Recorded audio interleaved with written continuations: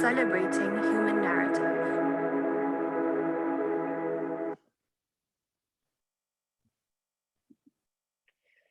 Friends of the Zay, creative advisors and guests, it gives me such great pleasure to welcome you to today's webinar, Dialogues on the Art of Fashion, Imaginarium Postcard Women. We at the Zay Initiative love our bi-monthly virtual dialogues, and even as the world continues to open up, they are very much here to stay, so we continue to connect with you from wherever you are in the world, and indeed wherever we are. Please do introduce yourself on the chat and let us know where you are from. As ever, following the event, we'll go to the very popular behind the scenes. Do bring anything that you may want to be identified by your fellow guests. If you're not yet a friend of the Zay and would like to join this behind the scenes session, please message Reem Ashraf on chat or email marketing@thezay.org and she will assist. As ever, we'll allow some time for Q&A, so please do add your questions to the Q&A throughout the Zoom Q&A function. All our sessions are recorded and will be sent to you, our registered participants, within 24 hours of the event, for viewing within the next 2 weeks. Anyway, that's quite enough from me. Allow me to introduce you to Dr. Reem Mutwalli. Dr. Reem. Thank you, Emma. Hello, everyone, and welcome to our world.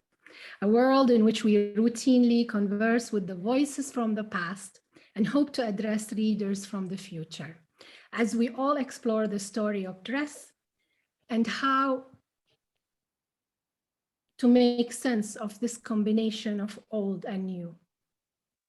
For the benefit of those who are joining us for the first time, we always like to start by explaining that our name emanates from the Arabic term Zay.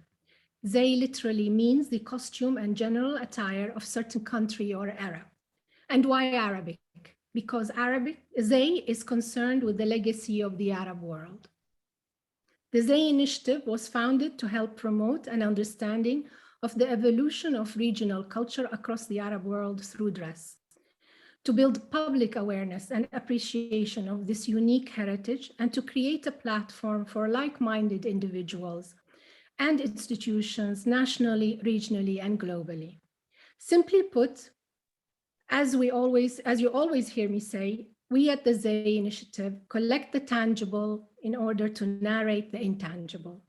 We collect artifacts to help record the stories of those who used or wore them.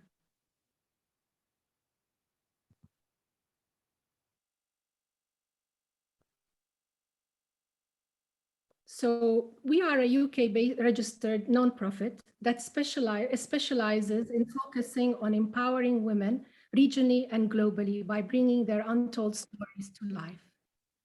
The initiative owns over 1,800 pieces of dress and adornment from across the Arab world and its surroundings. On our website, you will see over 200 key examples of these dresses by simply navigating the collection. We are working towards all the articles being added to the collection by publishing few articles at a time.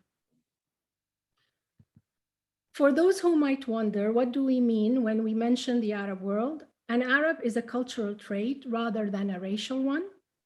Not all Arabs are Muslims, nor all Muslims are Arabs. The Arab world is full of rich and diverse communities, ethnicities, religions, groups, and cultures, including Muslims, Christians, Jews, Yazidis, Kurds, Armenians, Amazigh, Berber, and other minorities. Differences do exist not only among the countries, but within countries as well. And there are over 200 million Arabs worldwide. So generally, anyone who adopts the Arabic language is typically called an Arab.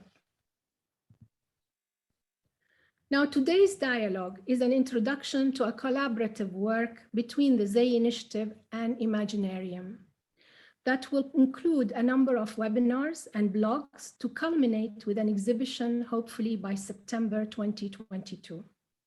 We will be exploring the representations and misrepresentations of women, their bodies, and their adornment on 19th century colonial postcards from the Middle East and North Africa, through studying the distorting lens of Orientalism, colonialism, the male gaze, and 19th century ethnography.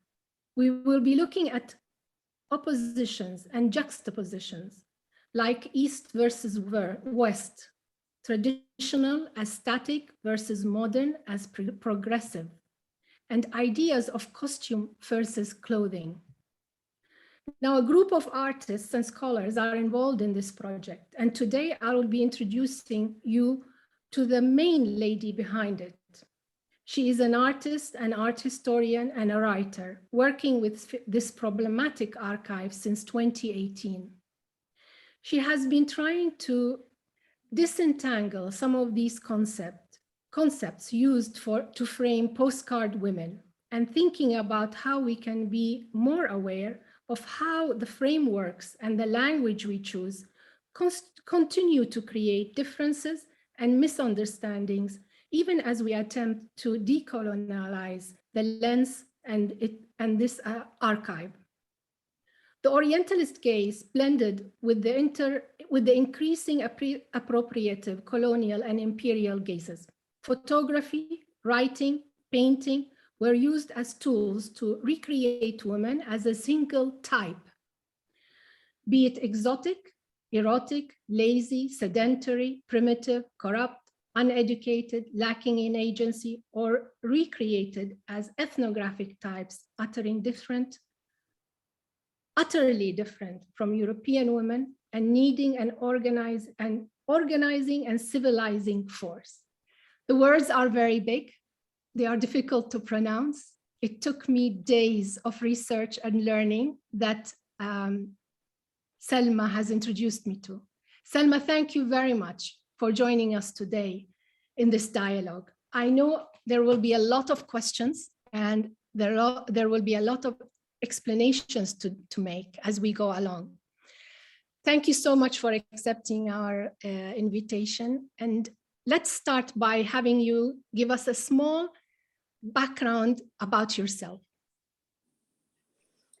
Thank you very much, Dr. Reem. It's a great pleasure to be here, and thank you for inviting me to talk about my work as an artist and art historian and writer, and particularly my work with the colonial 19th century archive and postcards of women for my project Imaginarium, which I set up in 2018.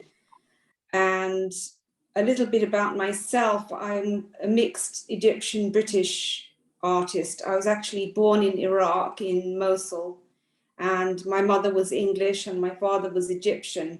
And this took us as a family back and forth across different territories.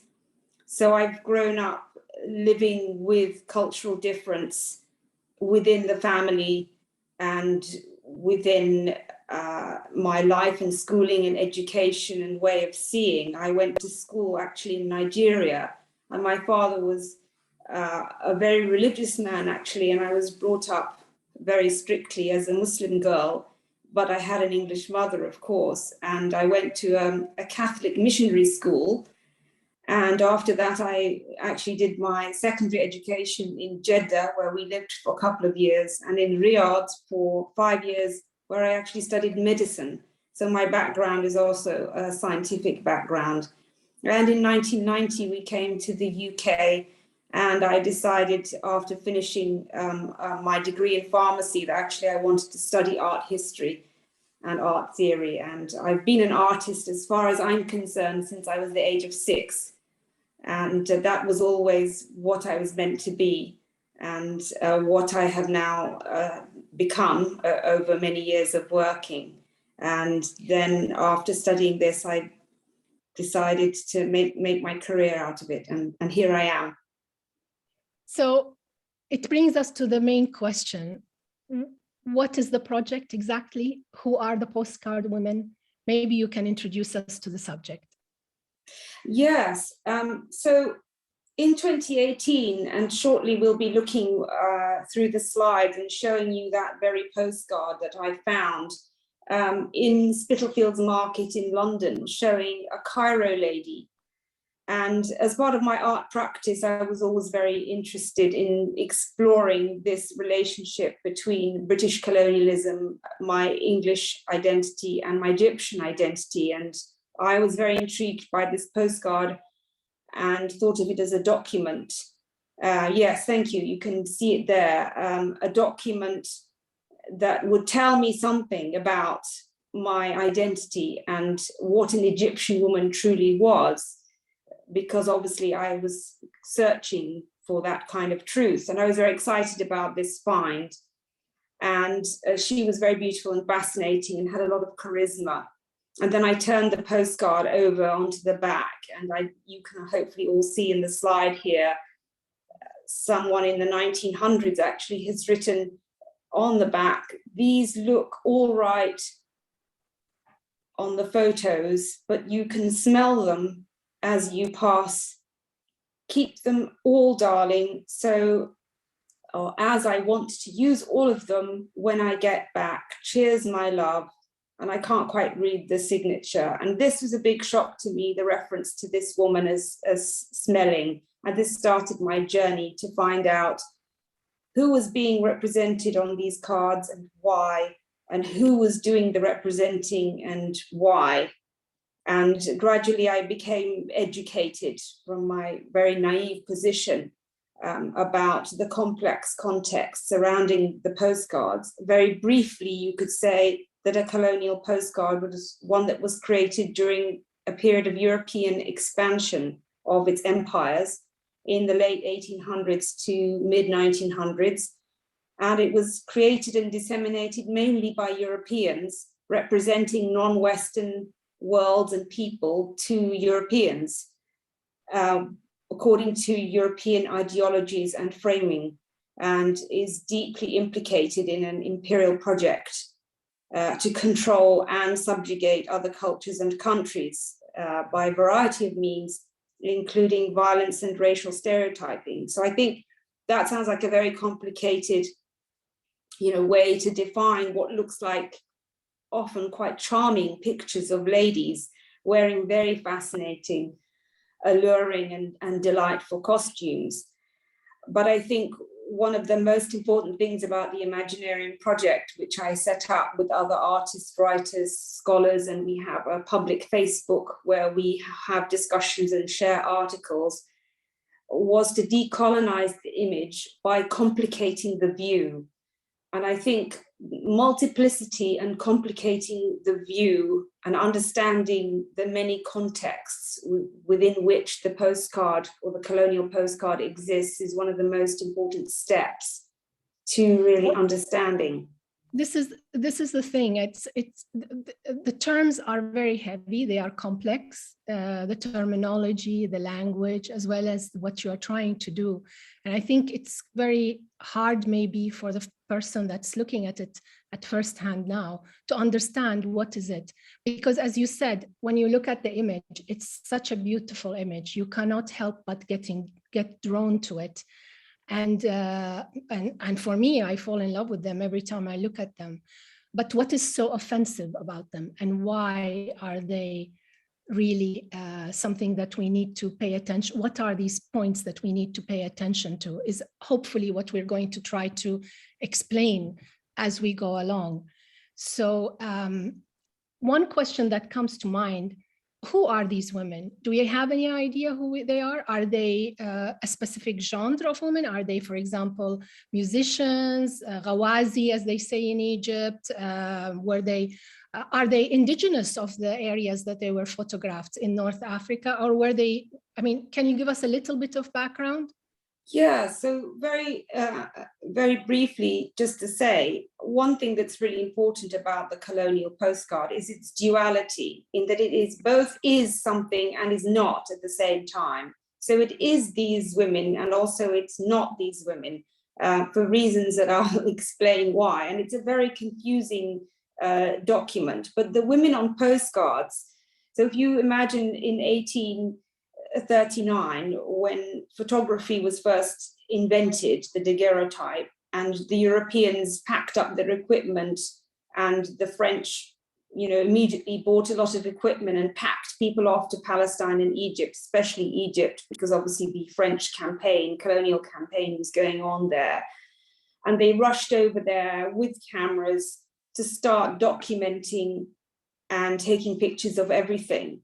And eventually, as photography progressed and many commercial studios opened, lots of types of peoples started appearing on them. And obviously there's studio photography and there's other types of street photography. But in general, what appears on colonial postcards are very often working class, lower social class women who were working as sex workers, dancers, domestic servants, entertainers, and musicians. They're the most common type, although you could never say that that's the only type. And a lot of middle class women certainly also appeared on postcards because there was a slippage between a certain kind of studio photography and, you know, families started to want to have themselves photographed, and Egyptian middle class women used to like to play dress up and dress in the colonial oriental style.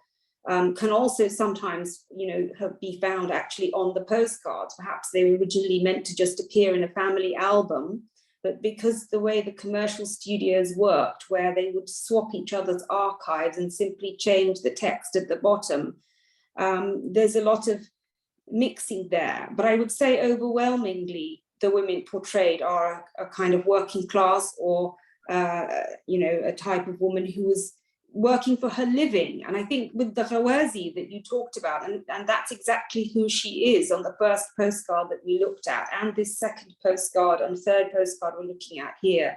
And the Ghawazi were people who traveled in the 16th century to Egypt from India, Kurdistan, and Iran, and they still had their own separate language, even though they also spoke some Arabic with, you know, vestiges of Hindi words and Farsi words, and they had their own dynamics.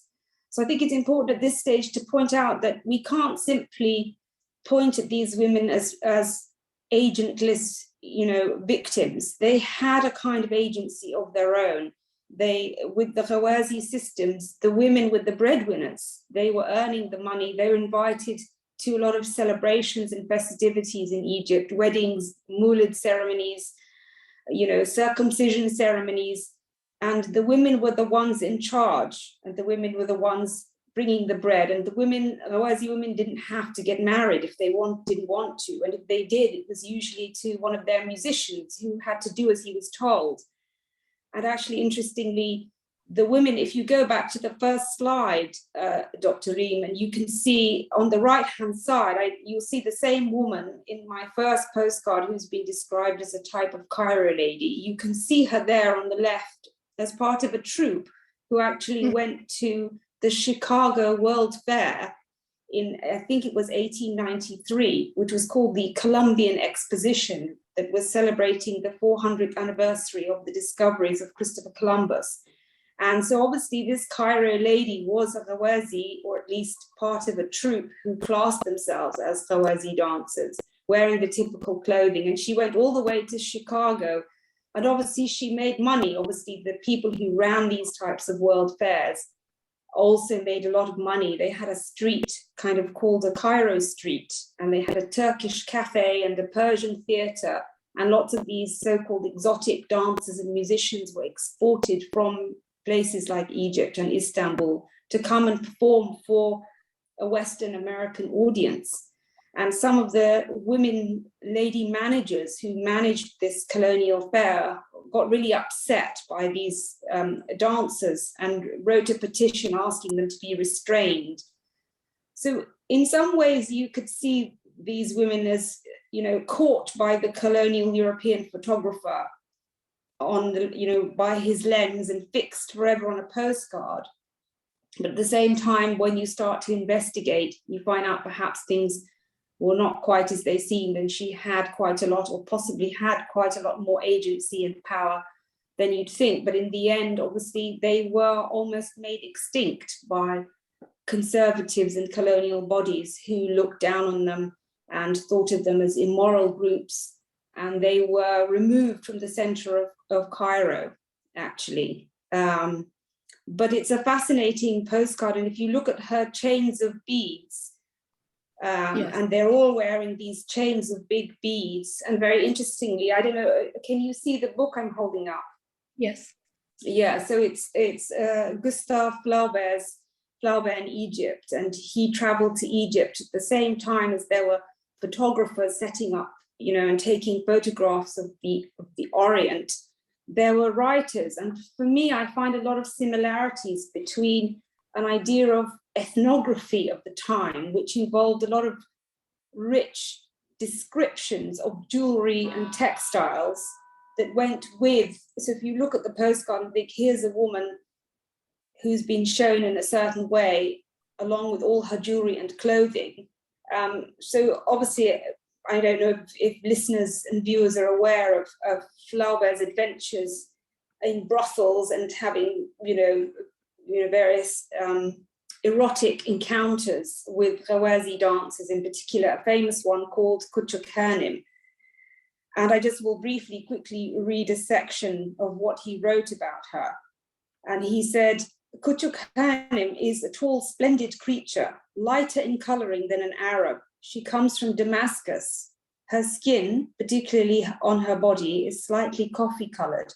When she bends, her flesh ripples in bronze ridges. Her eyes are dark and enormous, her eyebrows black, her nostrils open, heavy shoulders, full apple-shaped breasts. She wore a large tarbouch, ornamented on the top with a convex gold disc, in the middle of which was a small green stone imitating emerald. The blue tassel of her tarbouch spread out fan-wise and fell down over her shoulders.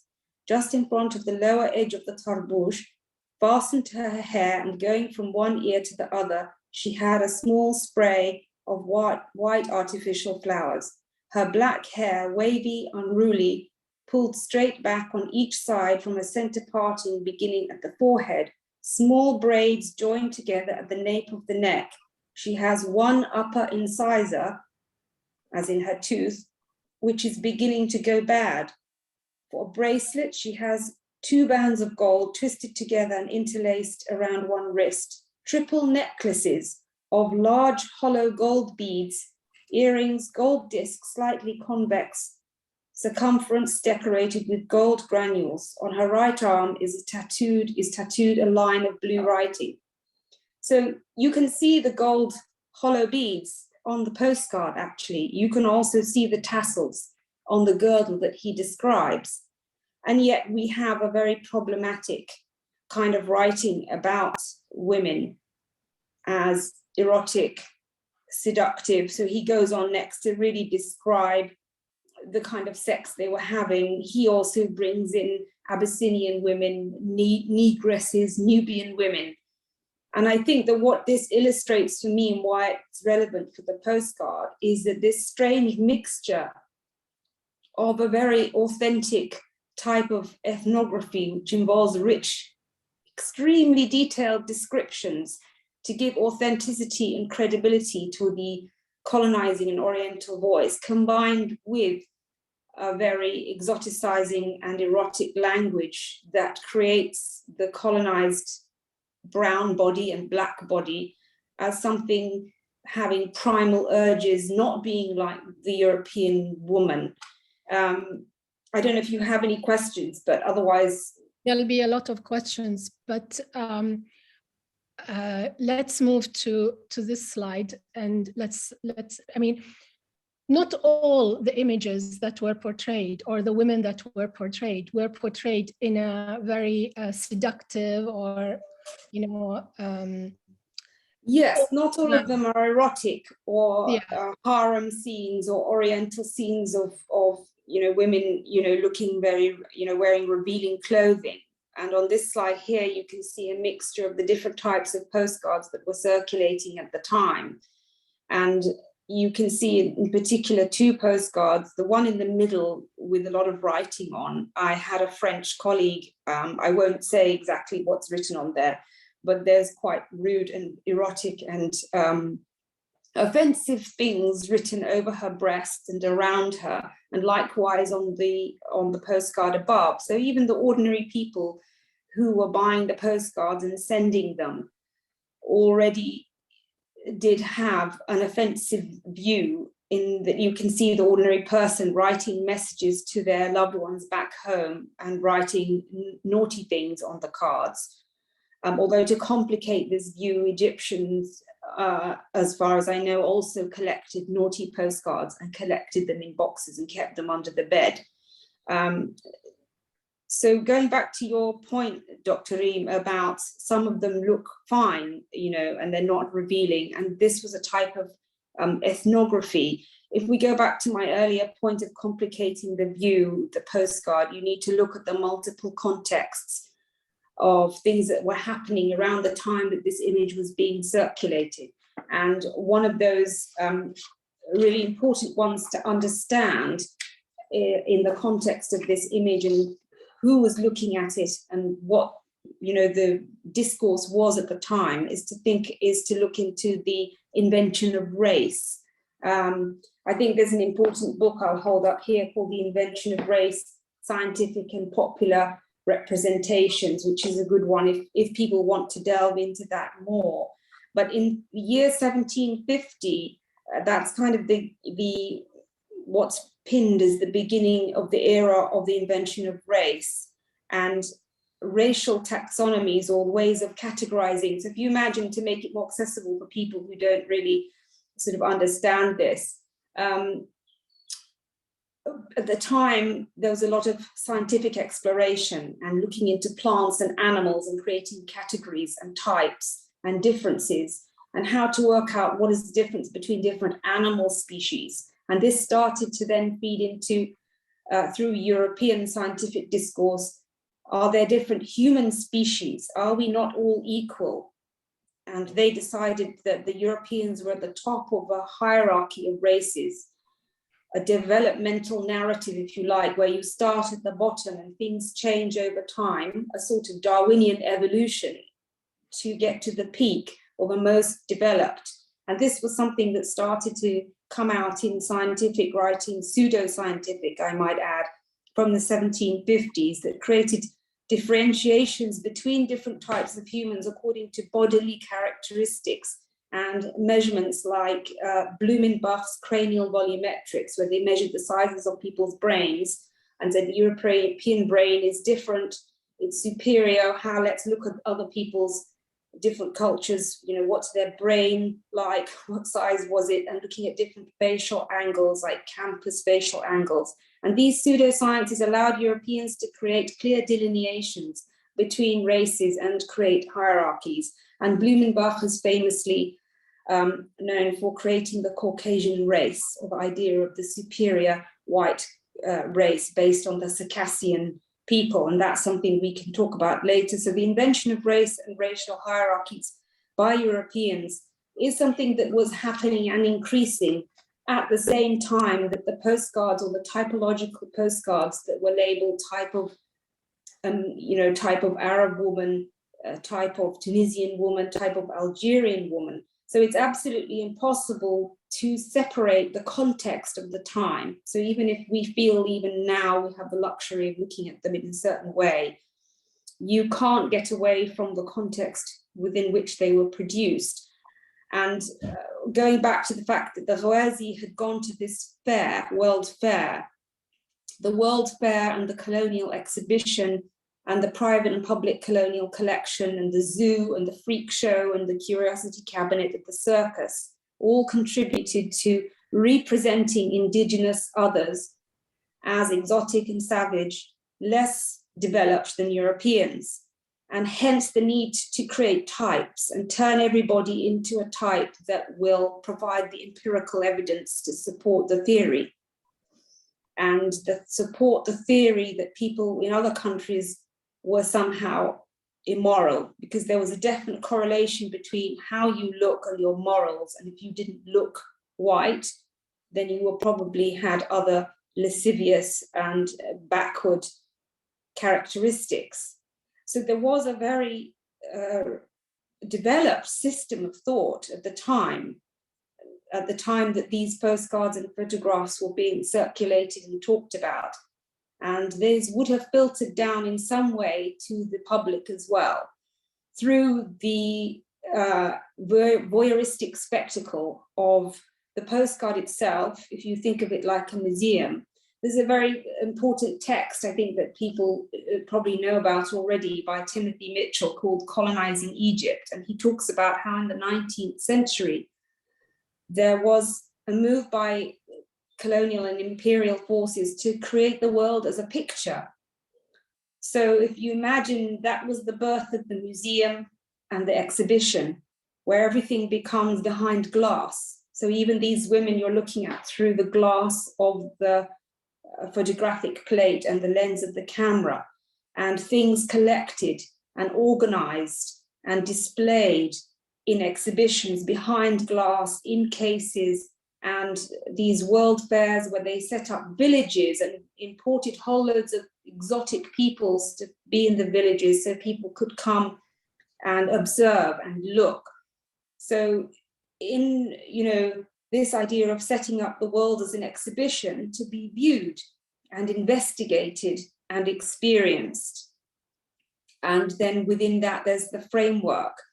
So Timothy Mitchell talks about how the French and British colonial texts portray the Egyptians as lazy, indolent, backward, dependent on hashish, tobacco and coffee, and the harems filled with uneducated, lascivious, lounging women.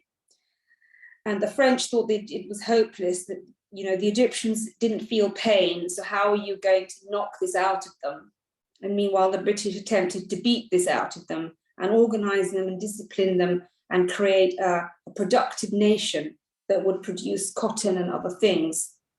So I think that's, and in the Great Exhibition in London of 1851, claimed to present a living picture of development of mankind. So I think it's crucial to understand at the time of these typological postcards of women and men and peoples of the Middle East and Africa, North Africa and Asia, there was a huge narrative of development where you have some peoples are lower down on the scale, and that's what scientific racism constructed a superior European race, and everybody else had to fit into various characteristics and narratives that fit into. And that's why even the most respectable looking postcard has to be understood in the context of the development of photography, development of the postcard, scientific racism, narratives like looking for the pure biblical lands, and Orientalism itself and colonialism are all the multiple structures and conceptual frameworks within which the colonial postcard was born. There's certainly a large body of discourse and a number of books that one can read about this to understand it further. And I don't think everybody who is being introduced to it for the first time can grasp the whole perspective of the whole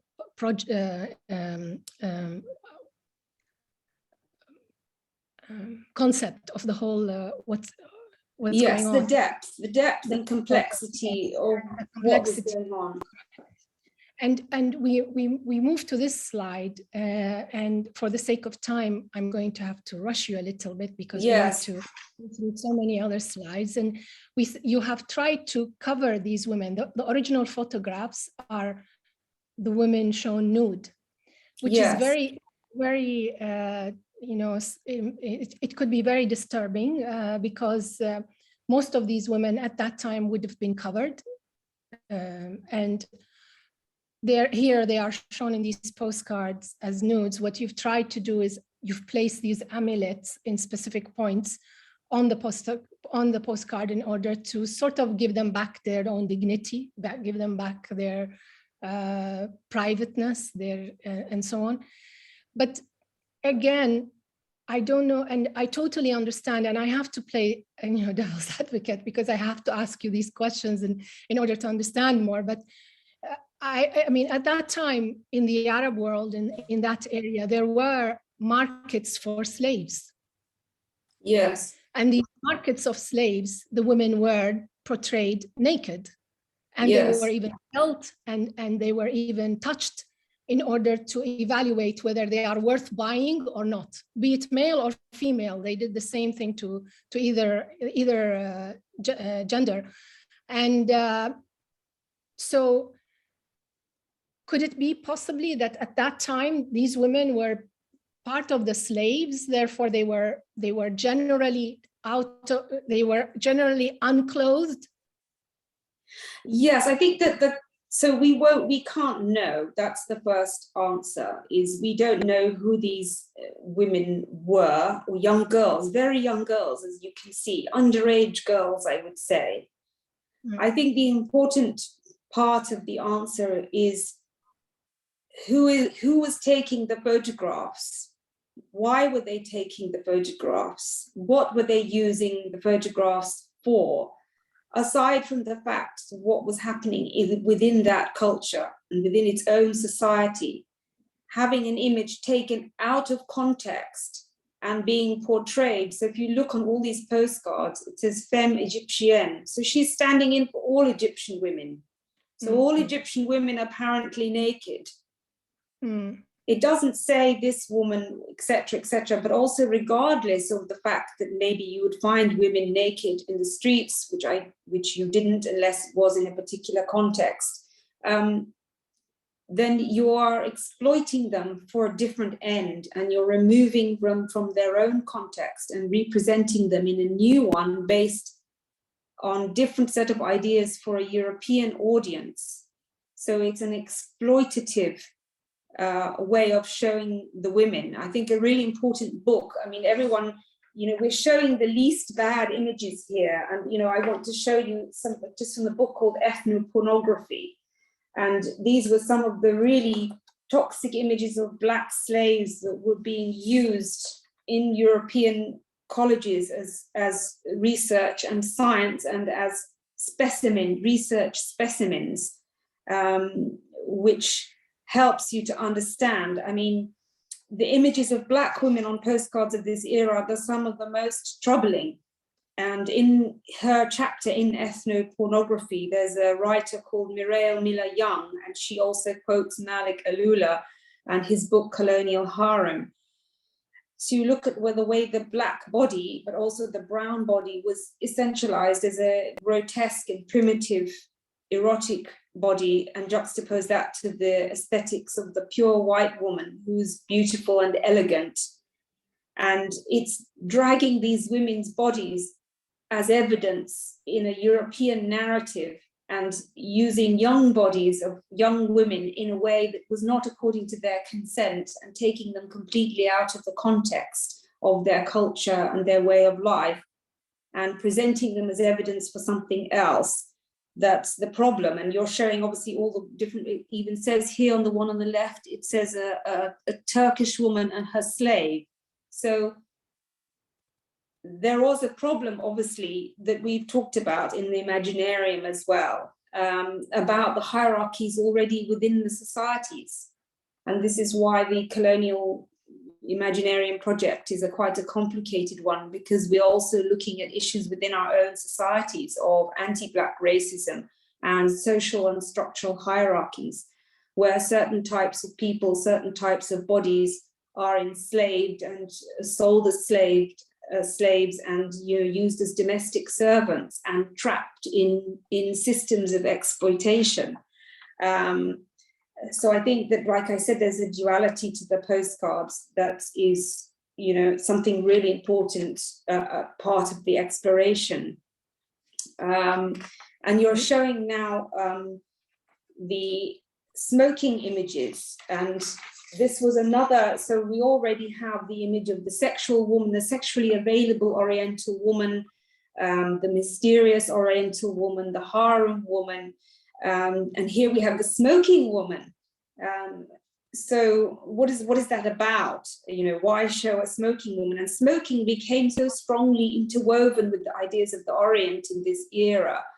And there's an excellent essay called Smoking Hot, the odorless eroticizing cigarette.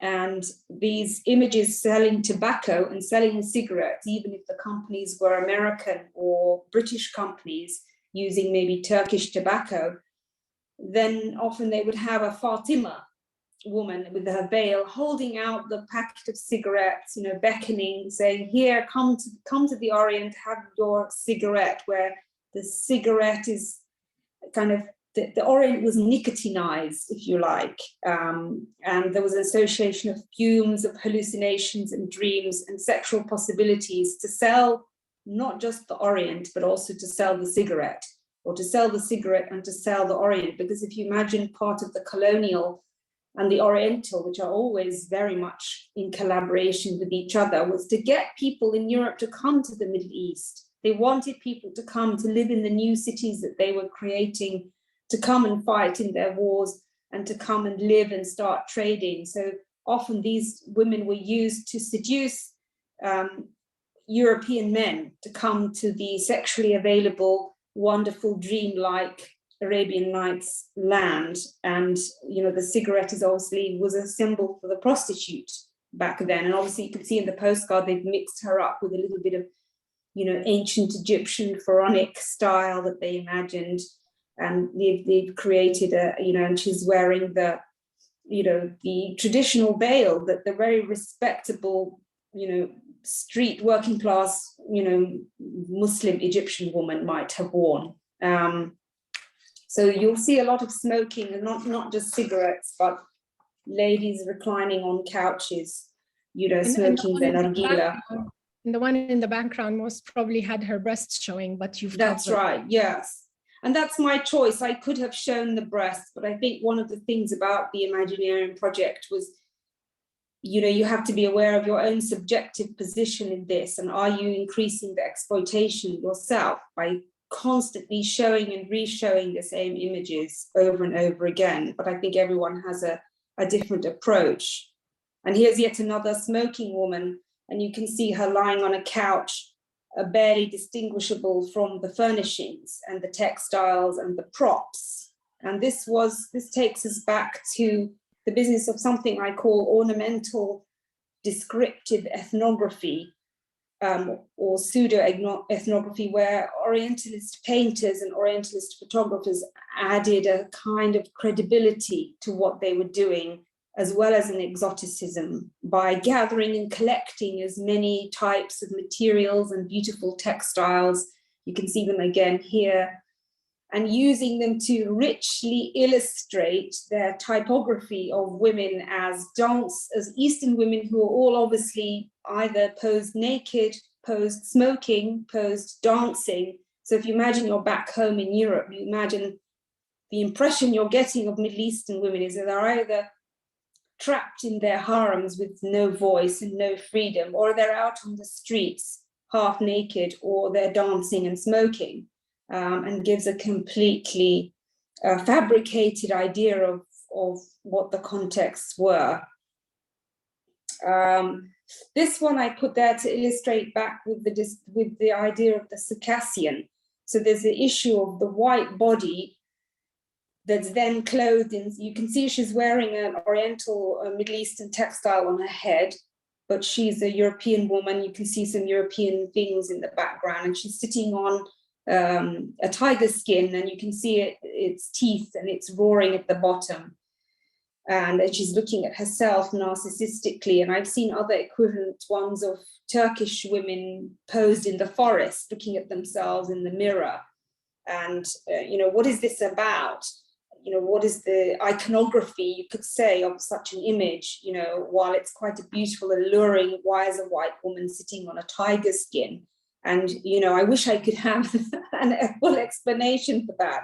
But obviously there was this narrative at the time of white slaves in Muslim Arab world harems that need to be rescued. And this kind of mixture of horror and outrage in Europe about Circassian white slaves being trapped in Arab people's harems, whilst at the same time kind of lusting over the idea of it. So this is what I always talk about, is this odd duality about it.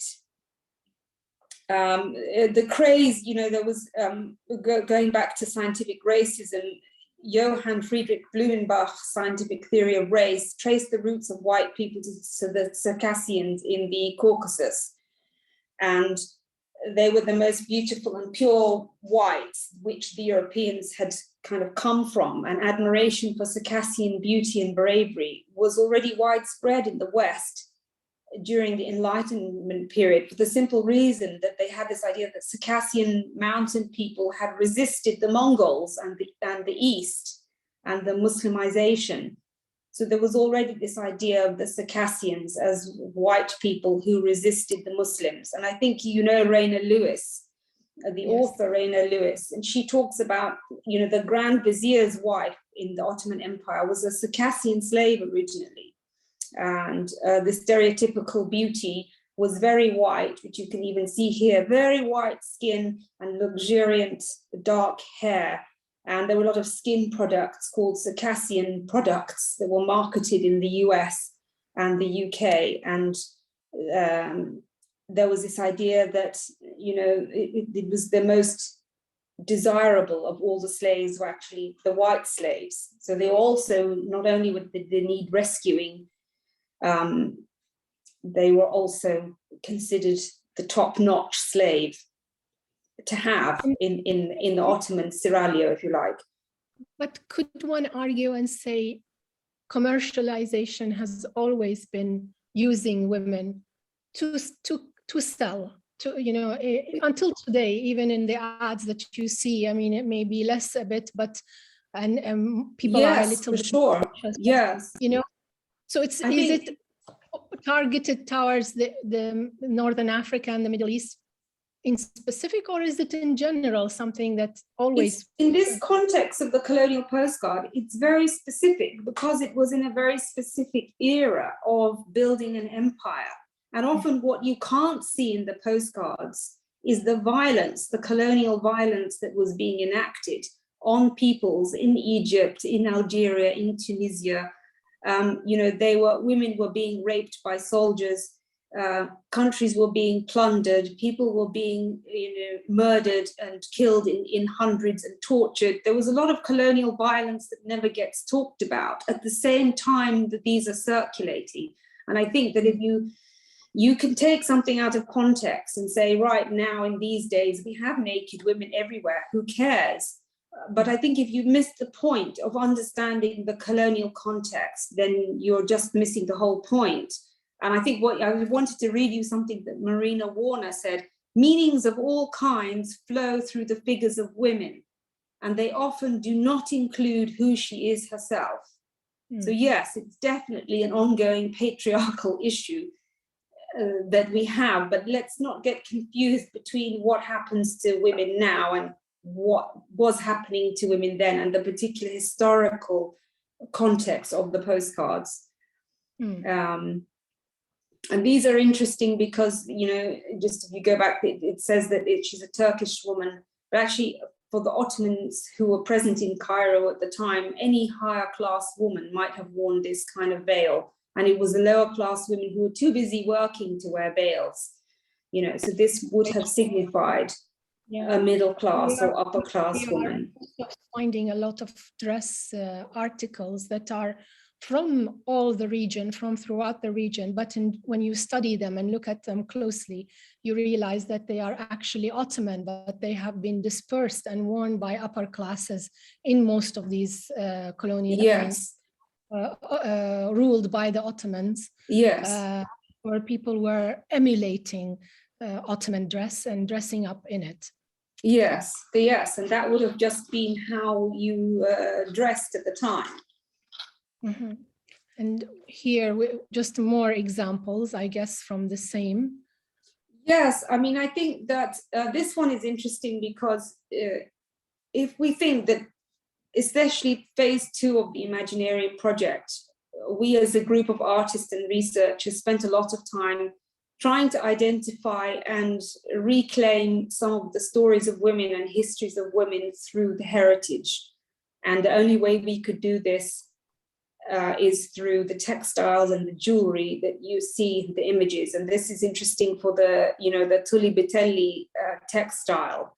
Yes. And so on the one hand, a lot of the Rawezi dancers did wear this fabric, which was beautifully stitched with metal thread. It was a very seductive one. But equally, European women fell madly in love with this textile. And it was used in all out of context. For example, there was a famous black and white movie about an Indian prince falling in love with an English woman. And he was clothed in even though he was Indian, in a tunic made of tulipatelli. So it's like, and lots of naked white women used on what was called naughty postcards, also French postcards, were also often seen clothed in tulipatelli cloth with their breasts and their, the whole body's showing. So what was a kind of a traditional fabric used for celebrations and parties and dancing then became this almost like an erotic skin, oriental skin that even white women could put on and be transformed into, and to have some mystique. And so I think the role of the jewelry and the textiles in transferring the fantasy and the dream from the brown or black woman's body onto the white woman's body, and allowing her to manipulate that in her own way for her own, ends is quite interesting. And another narrative, because obviously we're always talking about the 18th and 19th centuries, colonialism, Orientalism, scientific racism, and these were the eras where we know most about, or we talk most about, where East met West. But East and West have been meeting since the 7th century, probably, or even earlier. And a lot of the ideas that Europeans had about the East before we get into the complications of Orientalism was merely just as exotic faraway lands and biblical lands, and people had an idea of the East from the Bible, reading the Bible. And firstly, when people rushed over there in the 1800s with their cameras, they wanted to capture the authentic biblical land that they had read about in the Bible. And so for me, there are a lot of postcards that are constructing this type of Mary vision, or a kind of biblical figure who looks like, she could have stepped out of any Bible story. And this was another fantasy, because you've got to remember all the postcards of women, all of them in fact, create an idea of tradition and the past. So the West was modernizing, changing and developing, and the Middle East and North Africa was stuck in ancient old traditions. They were written about, important colonial texts say that they hadn't changed for 1,000 years. And this is a misconception. Traditions everywhere change and evolve with the times. Women in the Middle East had their own fashions and ways in which they moved with the times. But Which brings me to a question, and that is, can we use these postcards to help us understand more about our own cultural heritage? Yes, for sure. And that takes us back to the duality of the postcard, because on the one hand, they are from a very problematic representational regime embedded in many toxic ideologies. At the same time, they are also a valuable historic archive for us to see textiles and jewelry, even if they're assembled and reassembled in sometimes very strange ways by the European photographer, women wearing necklaces on their heads. But they are a very essential archive for restoring the stories that were lost about, the meanings behind jewelry and what were women wearing back then, or what existed even back then that we might not necessarily have photographs of. And this is a picture of an Abyssinian, or what we know now as Ethiopian, Christian woman. And Christian Ethiopian women were sold in Cairo slave markets in the 18th century. They were considered some of the most beautiful women, and they ended up as part of Egyptian domestic households as Egyptian wives, but they were actually Christian women. I don't know if she was an enslaved woman or not. She may just be on her wedding day and have had someone take a photograph. I photographed it with some jewelry from Ethiopia, made in that typical style of the granular wirework, made in Addis Ababa in the 1980s by someone who no longer, apparently it's really hard now to find this type of wirework jewelry, and it's been lost, and the techniques for making it have been lost. And I think a lot of Jewish Algerians, Jewish Tunisians, Jewish Egyptians were involved in the silver making as well. And a lot of their narratives and heritage may have also been lost or passed on or traveled through time across different areas when they had to move into Andalusia and into Spain. So the postcards, I think earlier we skipped over the postcards. Well, we looked at them as, with the Zar amulets.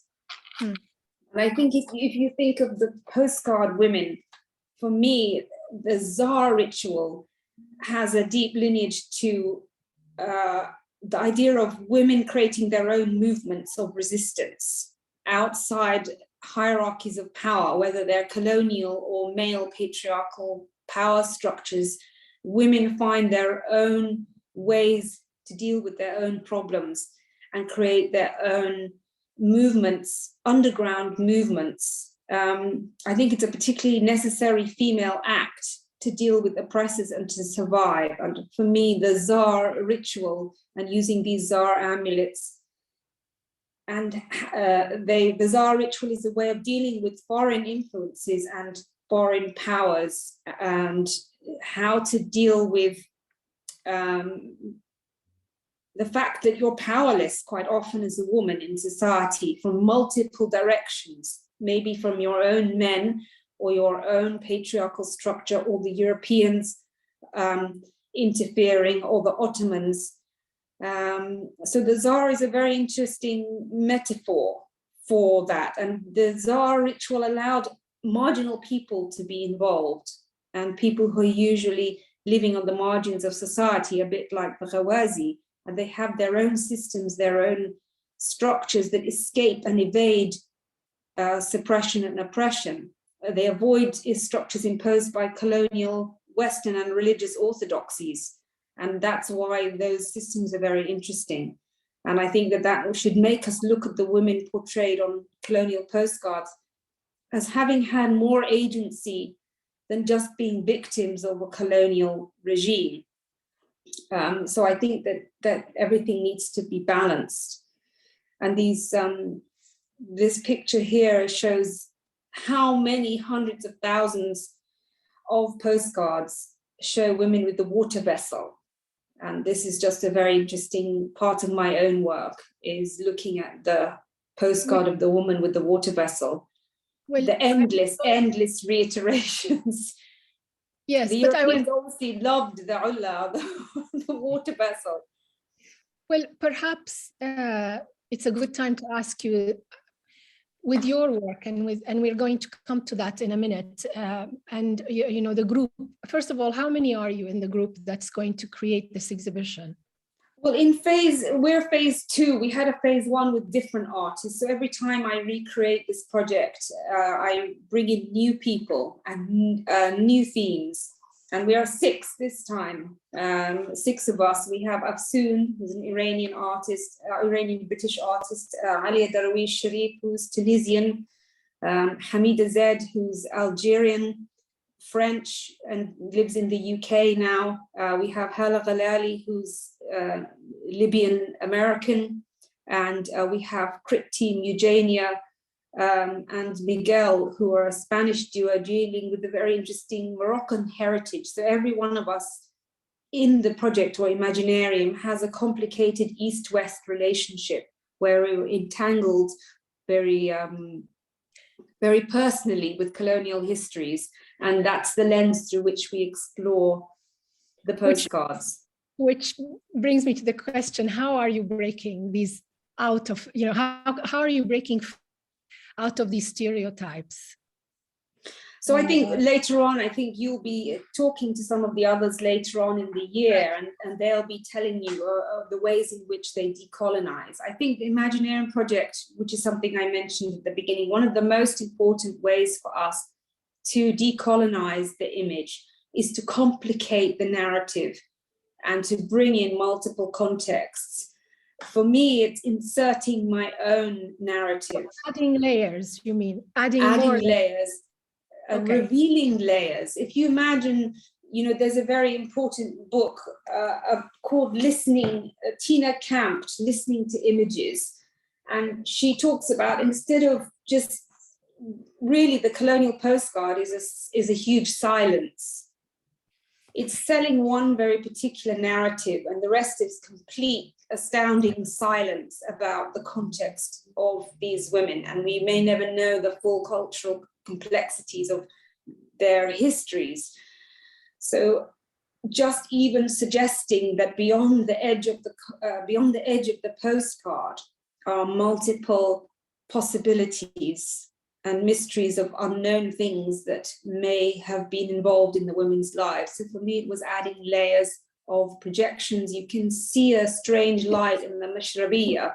This is one of your artworks, correct? It is, yes. Our audience can follow us.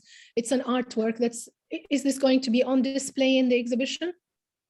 Yes, it will be one of them. This is actually phase one, which I called palimpsests, presences of others, which is the idea that what you see on the surface is not the whole picture, and that there are many layers of presences, like the Zar ritual, many spirits, and that even I myself am a kind of presence inserting myself on the postcard woman and intervening in her life. And my presence, I'm inserting my own family histories as mixed Egyptian British, as partly also the colonizer, and the narrative of golden hair, which has influenced how I was seen in my own life, from whether I was wearing hijab to uncovering my hair, to my father's perception of my gold hair being not because of my English mother, but because of my Turkish great-grandmother.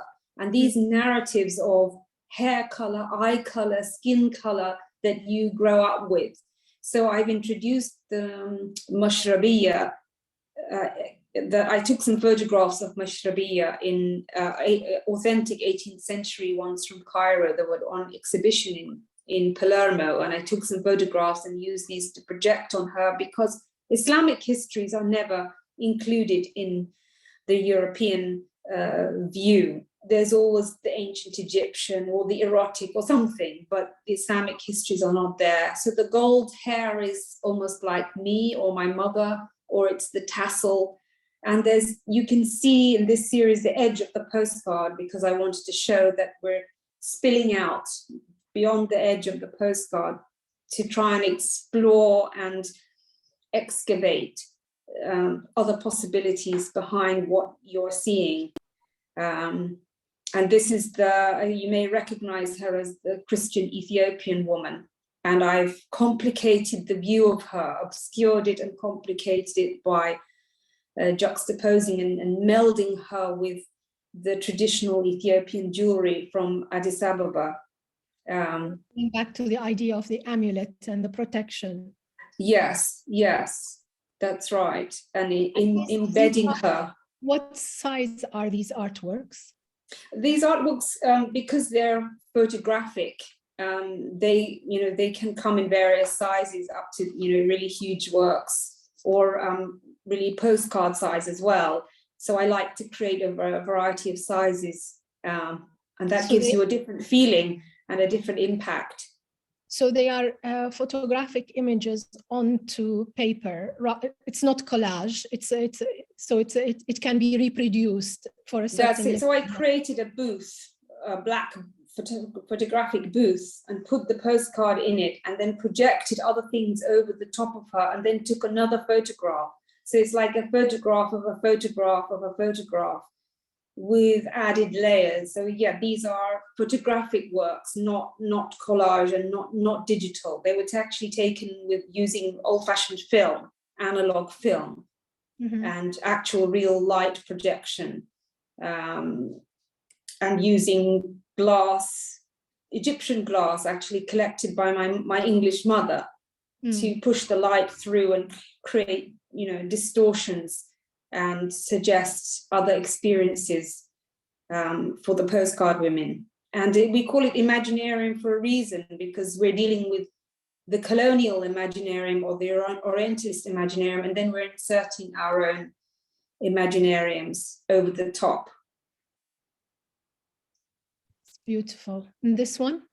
Is it two? This is the second series, yeah. So you looked at two or three examples from the first ones that involved analog photography and projection. These ones involve a mixture of actually analog and digital collage. And these all use the woman with the ulla And the idea, this one series is called Emergent Dreams. And you can see on the left, there's a white woman coming out like a spirit emerging from her aula as a kind of omen. Just to explain to those who may not understand what is an ulla is the water jug, the clay water jug, which is very Egyptian, and it's used mainly in the farmlands to hold water. Yes, and that the Europeans were obsessed with and filled the postcard women always had to be holding one for some reason. And for me, having looked at hundreds of thousands of postcards, the water vessel began to become like an alternative body of the woman. To hold her dreams or her nightmares even. It's funny how we are perpetuating these images now when we take photographs. If you look at photographs being taken today of something traditional, we tend to place these women in this sort of surroundings. You always have them carrying the same ulla. So yes, well, I can't, because I'm using the authentic postcard, I can't remove the ulla. So what I've done is, instead of removing the ulla, I've added, so on the one on the right, you can actually see a very famous Islamic Fatimid monument behind her.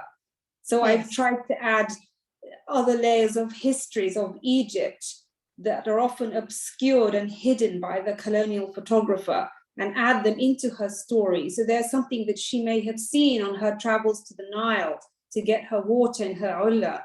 You know, she may have seen these buildings, and she would have had her own life, her own interior life, her own dreams, her own motivations. And somehow Imaginarium wanted to kind of free the women up, or when you view these, that you may get that feeling that the woman was not just,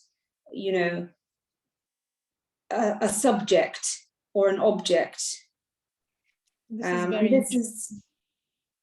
Yes, I love this postcard actually, and this is the trouble with the postcards, is we also love them. And this girl, she's posed in a kind of almost, those Egyptian friezes, where an Egyptian figure is standing with its hands in a certain way, and she's underneath my mother's perfume bottle peering through. And this is part of a work I did for a publication released recently called Forms of Migration, where, I'm talking about how our personal objects that we accumulate in our lives have traces of traumas, memories, and associations on multiple levels. And that the things that we end up keeping and collecting reflect who we are in many ways. And I think that I always felt I was like the postcard women. And Imaginarium, we like to say we are the postcard women, in that, we're searching to free ourselves from what society tries to tell us we should be. And in this one, you can see my mother's evil eye charms. And I think last time we spoke, Dr. Reem, we talked about the color blue and the meaning of the color blue, and why did the Middle Eastern evil eye charm have this beautiful blue color. And one of the reasons, which you also had heard of, was this mysterious aspect that it was like the sky or the water. Yeah. And it was somehow, when you try to reach it or touch it, you can't reach it or touch it. It just, you can't touch the sky or the blue in the water, and the unreachable. And another theory. I was very fascinated to think that the color blue has a magical power, because it is not attainable, because it's the color of the sky, which is not really blue, and it's the color of water, which is not really blue. But when you touch it, it's not blue. But when you look at it, it's blue. And that gave it this magical and that's why it was used. And we learned this from our next speaker, who will be joining us for the next webinar. And she was telling us about the meaning of symbols, and how they became important, and why the colors were used on dress and on the amulets and so on and so forth. So, and Yes. you have used them as well. And I love the way you've used it with this. You said these were pieces you found from your family. These are my mother's. Actually, my father brought them for my mother from his visit to Istanbul. And my father also had blue eyes, even though he was Egyptian. And he claimed that his blue eyes were from his Turkish roots. And actually, when I visited Istanbul, I saw his eyes everywhere, his kind of eyes. And my mother's eyes were also blue, and it obviously refers to the racial stereotyping, the idea of the European blue eye, but actually the blue eye and the blue color has a multiple cultural heritage. It's not the ownership of the Western person, the blue eye, and there's a mystery about the look of the stranger. I think Hala Ghalali, who's one of the Imaginarium group, told me that one of the reasons for the blue is also the look of the stranger. And I think for me, it points to the fact that sometimes I find myself a stranger to myself and a stranger within my own cultures, both of them. I'm a stranger to my English and my Egyptian self. Yes, which is why I wanted us to end with this slide, because to me, when you told me the story, really captivated me. And this is you in your hijab, correct? With your mother. It is. You can see me at the end, right at the end, sitting on the end of the sofa, and my sister there, and my mother, and my father with Muhammad Ali. I wrote a piece, which I think you read, Dr. Reem, called Muhammad Ali Came to Tea. This is 1989 in Riyadh. And Muhammad Ali did come to tea in our apartment in Riyadh. And then my father cut the photo in half. And it wasn't until my father died in 94 that my mother found the original other half that he cut off. And she had the two halves and she stuck them together. And she took another photograph of the two and gave the photograph of the whole, one to my sister Hala and one to me. And so again, my life, I think, has been defined by photographs of photographs of photographs, and that's a recurring theme in my artwork, where the photograph is an artifact of memory, both personal and cultural. And maybe you can tell us a bit more about these publications. Yes, this is the most recent book, Forms of Migration, that I have quite a sizable chapter in of my photographic artwork and text writing as well. And it's very different actually from my work with Colonial Postcards. It's very much to do with my personal archive of family photographs and family possessions.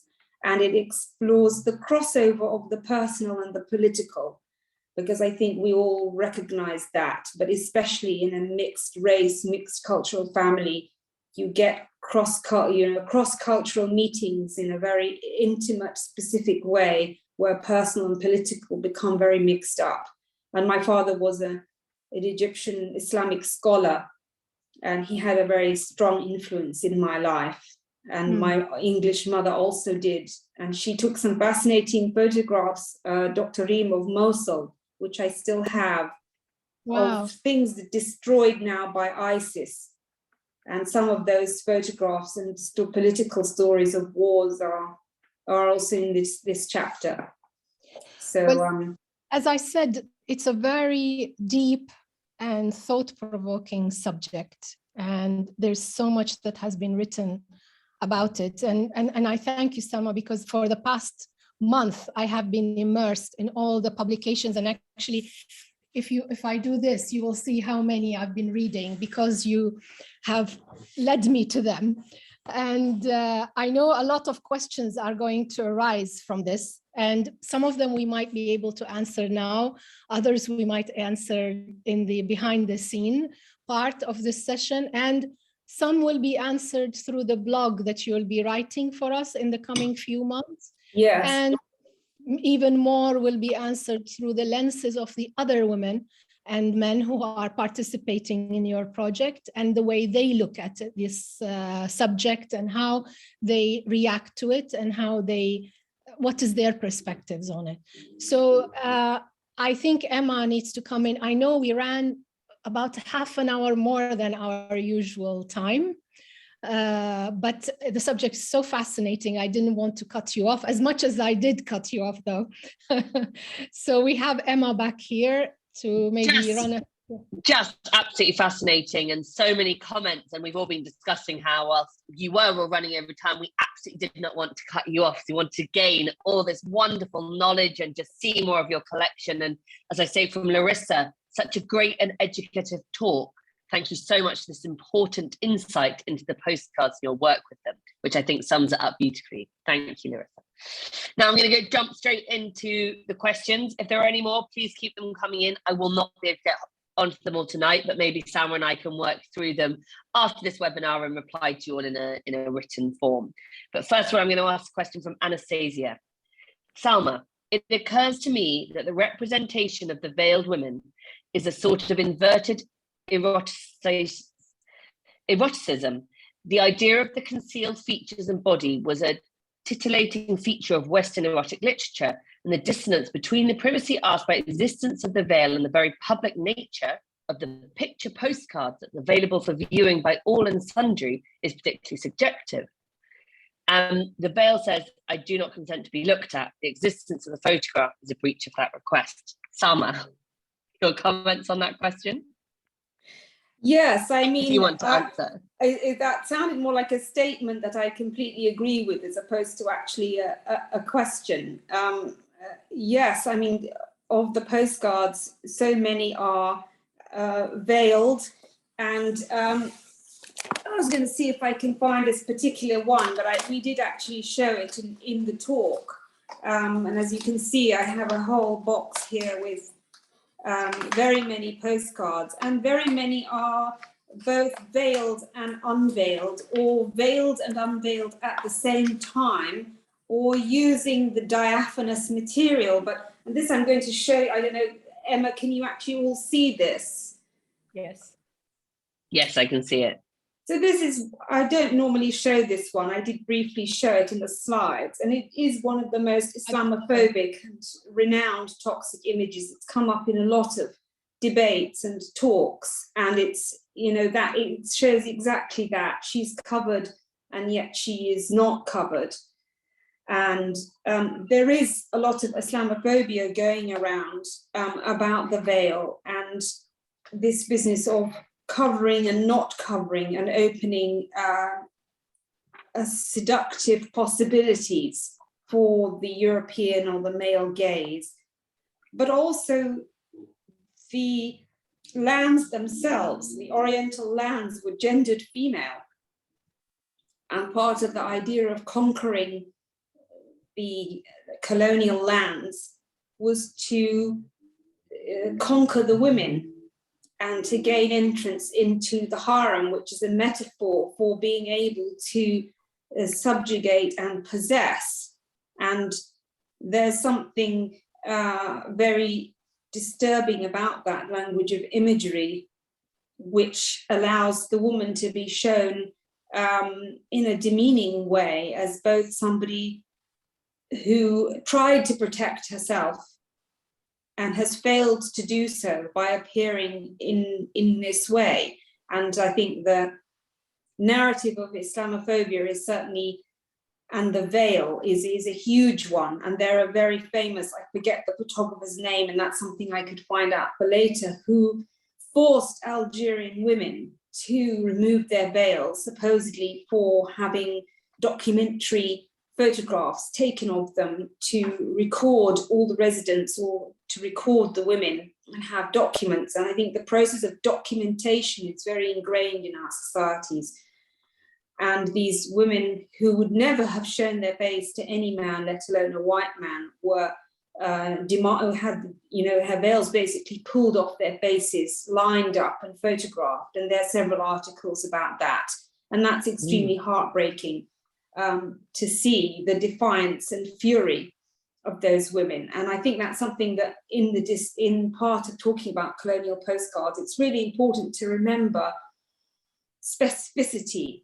So colonialism in Egypt is not the same as colonialism in Algeria, as the same as colonialism in, you know, Tunisia or in Morocco, there are different varieties and ways in which Tunisia and Morocco were protectorates. Algeria was considered an extension of the French land, and French women underwent some of the most horrendous violations of their privacy, including rape and torture.